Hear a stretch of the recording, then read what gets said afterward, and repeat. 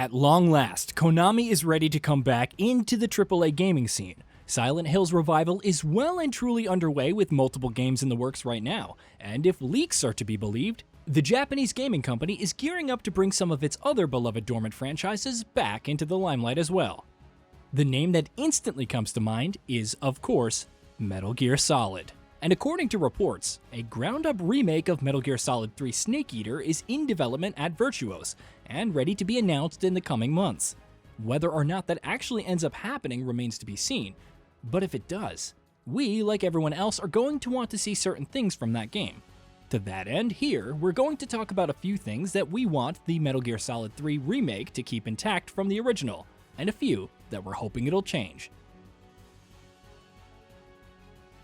Keep Camouflage Mechanics. The Metal Gear Solid franchise has always been a standard bearer for the stealth genre, and back in the day, that was very much the case with Metal Gear Solid 3 as well. One of several ways it improved upon its predecessors in this area was that its new camouflage mechanics, which required players to manually select specific camouflage suits and paints to allow them to blend into varying environments to varying degrees. It was a system that worked as well in execution as it sounded on paper, and it was a big part of the game's central loop. Obviously, we're assuming that if the Snake Eater remake is real, it'll make improvements to emphasize this mechanic even further. But improvements is what we're hoping for, not replacements. The camouflage mechanic definitely needs to stay in. Keep the survival mechanics. Just like its camouflage mechanics, Metal Gear Solid 3's survival mechanics were a crucial part of the game in more ways than one, and formed an important part of its identity. From a narrative perspective, it made a lot of sense that Naked Snake had to pay extra focus to such things as his injuries and hunger while he was all alone behind enemy lines. While from a gameplay perspective, the execution of those ideas were, in a word, incredible. This is one area where we'd say that Metal Gear Solid 3 Remake should make little to no changes and just bring over the survival systems pretty much exactly as they were in the original game.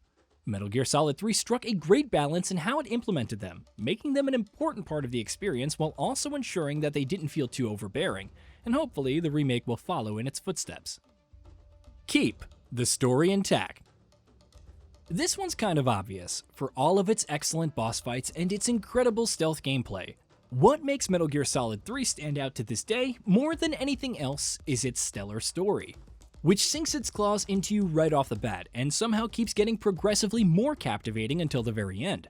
That story needs to be brought over without too many changes. Remakes sometimes have a tendency to make narrative changes when they're not necessarily needed, and going down that route would be disastrous for a Snake Eater remake. Obviously, there is some room for improvement here as well. For instance, we'd love for the relationship and history between Naked Snake and the boss to be established much better than it was in the original game. But any narrative changes the Metal Gear Solid 3 remake makes, if it's real, should be additive only. Keep the original voice cast. Again, this is an obvious one, but given the Metal Gear franchise's recent history, it's one that bears mentioning nonetheless. Metal Gear Solid 5 ruffled more than a few feathers when it replaced David Hayter with Kiefer Sutherland as the voice of Big Boss. And since then, the vast majority of series fans have agreed that, should the franchise ever come back, Hayter should come back with it. His performance as Naked Snake in Metal Gear Solid 3 is one for the ages, and we'd hate for him to not get the chance to potentially even improve upon it in a remake. We feel the best course of action for the remake would be to bring back the original game's voice cast, especially when it comes to the likes of the aforementioned David Hayter, not to mention Lori Allen, who did an incredible job with her portrayal of the boss. Keep the Codec Calls. Again, an obvious one, and one that would apply to pretty much any new Metal Gear game, remake or not. Metal Gear's Codec Calls have always been an integral part of the franchise, and so it was in Metal Gear Solid 3 as well. Naked Snake's long meandering conversations with his supportive crew that often veered into topics that felt unrelated to the story were not only incredible flavor text, they also had a very unique charm to them that added immensely to the game's identity. Codec Calls might not have too much of an impact on how the game actually plays for the most part, but it's fair to say that Snake Eater would be a very different game without them. As such, the remake needs to make sure that it brings those over as faithfully as it can. Change the level design. To be clear, there's nothing wrong with the Metal Gear Solid 3's level design, not even in the slightest. If the remake ends up following the same structure as the original game, we'd have next to no issues with that. However, that doesn't mean there isn't any room for improvement, especially in the modern context.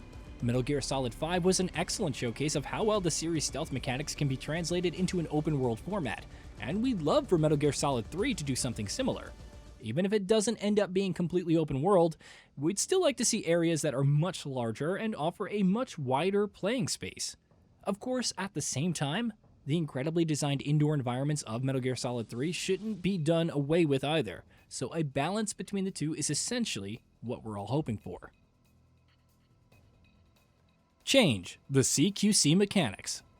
Close Quarter Combat, or CQC, has become an integral part of Metal Gear's gameplay over the years, but Snake Eater was, of course, the first game to introduce it, and frankly, looking back at it, it didn't do a particularly good job of it.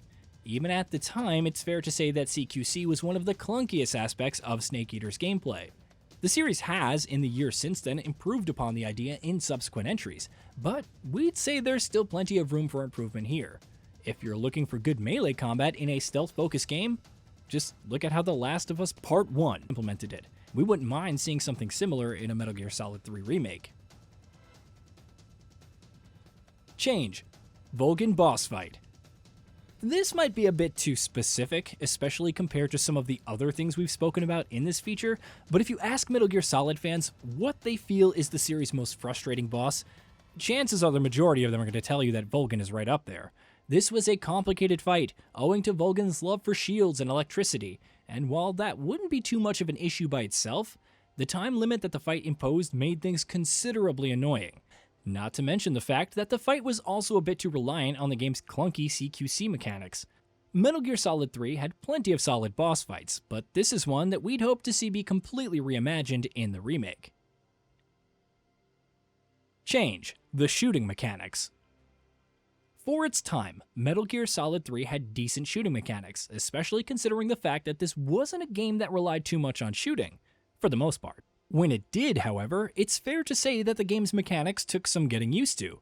While Snake Eater is still one of the best playing games around when it comes to stealth, when it comes to things like aiming and shooting, it never quite feels as precise or responsive as it should. Presumably, or hopefully at least, this is an area where the Metal Gear Solid 3 remake will look to make considerable improvements. Change the camera.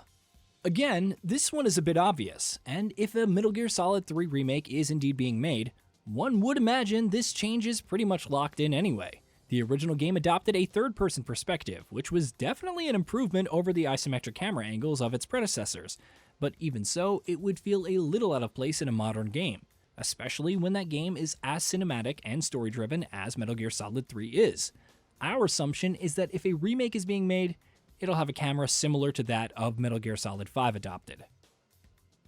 Hey, did you know that we at Gaming Vault upload new videos every day? Stick around, drop a like, subscribe, and hit that bell, and let us know what kind of content you'd like to see in the future with a comment below.